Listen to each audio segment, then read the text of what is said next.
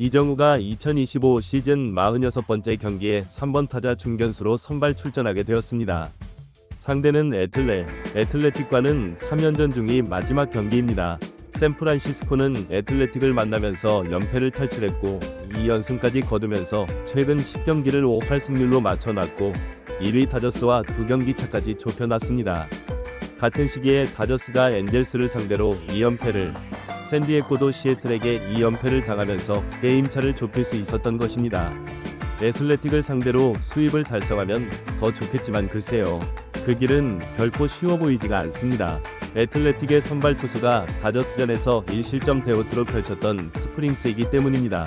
4점대 평균 자책점이 있지만 시즌 초반만 부진했을 뿐 최근 경기들은 어떤 에이스 부럽지 않은 좋은 투구를 하고 있던 투수였습니다. 반대로 샌프란시스코의 선발 투수는 어르신 벌랜더였습니다. 9경기를 선발 투수로 나왔는데 평균 자책점 4.02, 0승 2무 3패인 상황입니다.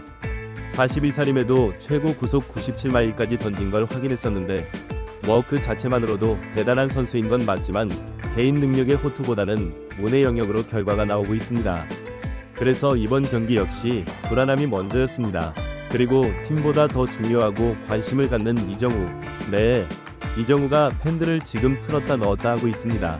전날 안타가 중단되면서 타율이 급격히 떨어져 버린 상황입니다. 메이저리그 10여 명의 타격 경쟁자들은 워펜타운을 거듭하면서 그래도 제 역할을 해주고 있다 보니 이정우는 어느새 지표들이 경쟁에서 많이 밀려버렸습니다.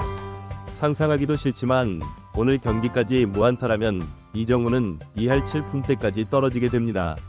이 가장 큰 문제는 약 20일 동안 볼넷을 하나도 얻지 못하고 있다는 것입니다. 안타를 50개 이상 친 선수들 중에는 단연 꼴찌입니다. 전날 세베리노에게는 3진도 있었죠. 현재 타율은 2할 8푼 1. 팬들이 기대하는 만큼의 성적은 분명 아닙니다. 거기다 라모스라는 선수가 5월에 미친 활약을 하면서 이미 이정우의 기록들을 넘어버려서 올스타에 뽑히는 것도 불안한 상황이 되었습니다. 그럼 이정우가 이대로 끝이냐? 근데 KBO 시절에도 부진했던 달이 있었습니다. 그럼에도 어느새 극복을 하고 본인의 기량을 유감없이 발휘하곤 했었죠. 이정우는 1회 초 원아웃 주자 없는 상황에서 타석에 올랐습니다. 1회 라모스가 초구에 홈런을 쳐버리면서 깜짝 놀라게 했죠.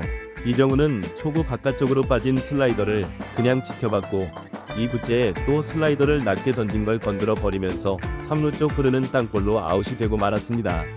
이정우는 스스로를 압박하고 있는 것으로 보입니다.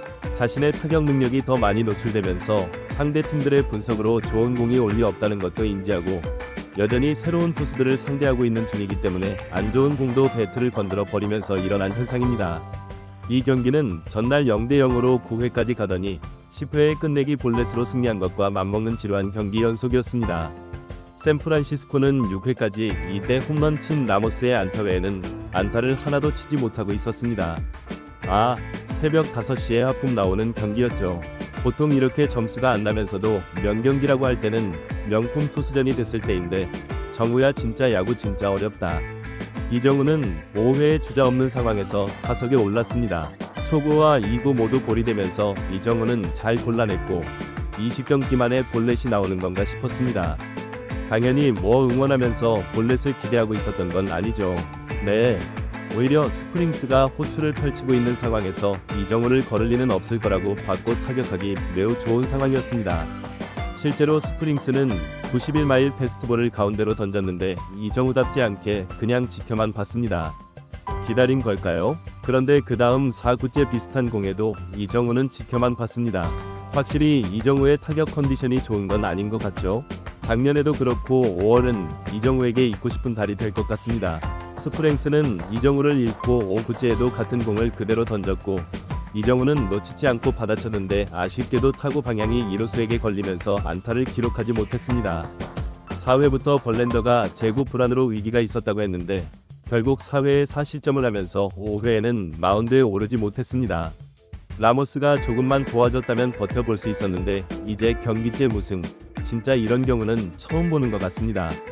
6회까지 1대2로 뒤지고 있는 샌프란시스코. 아직 경기는 끝나지 않았지만 그래도 위안이 되는 건 다저스가 3연패에 빠질 위기로 에인절스에게 0대4로 밀리고 있었고 샌디에고도 시애틀에게 뒤지고 있었습니다. 근데 솔직히 이정우가 이렇게 무안타로 이어지면서 샌프란시스코가 이긴다는 것도 그리 좋을 것 같진 않네요. 네, 그런 흐름은 그대로 이어지고 있었습니다. 이정우가 7회 말 주자 없는 원아웃 상황에서 타석에 올랐습니다. 이때까지도 팀은 1안타였습니다. 이정우가 좌투수를 상대로 메이저리그 타격 2위였고 같은 투수를 세 번째 상대했을 때 타율도 급격하게 올라가는 만큼 아니 진짜 무조건 다시 2할 8푼대로 올려야 했죠. 이정우는 초구 스위퍼를 제대로 걷어 올렸는데 파울 홈런이 되었습니다. 이정우가 딱 원하는 공이었다고 봐도 되죠.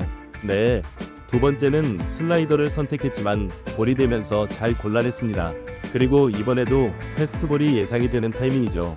사실 스프링스의 패스트볼은 92마일 정도였기 때문에 이정우가 못 칠 이유가 없는데 스프링스의 패스트볼에 계속 당하고 있었습니다.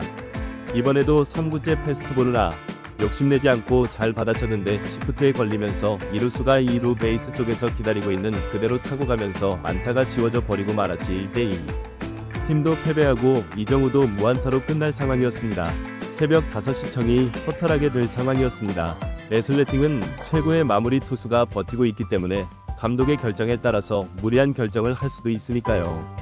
네, 다행히 엑셀레틱은 마무리 투수를 올리진 않고 불펜 투수를 올렸습니다. 샌프란시스코도 선두 타자를 교체를 했습니다. 좌타자 웨이드 주니어를 출전시켰습니다. 이 선수는 본래 공을 매우 잘 보는 타자이기 때문에 그래도 선두 타자로서 걸어나가기만 해줘도 성공이었습니다. 그런데 웨이드 주니어가 사고를 쳐버립니다. 1할대 타율의 선수가 6구제에 제대로 받아치면서 노아웃 상황에서 3루타를 쳐버린 겁니다. 이러면 최소한 동점될 확률이 매우 높아지죠.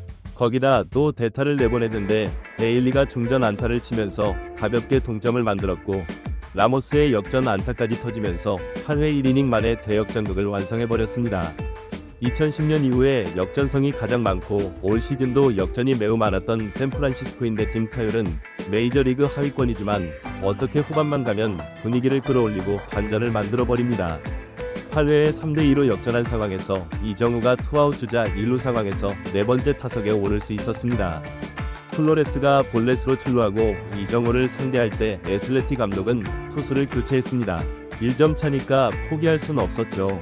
네, 이정우를 상대하는 투수는 무투수였는데 이정우는 아쉽게도 이 고만의 스윙을 하면서 낮은 슬라이드를 쳤고 플라이볼로 아웃되고 말았습니다.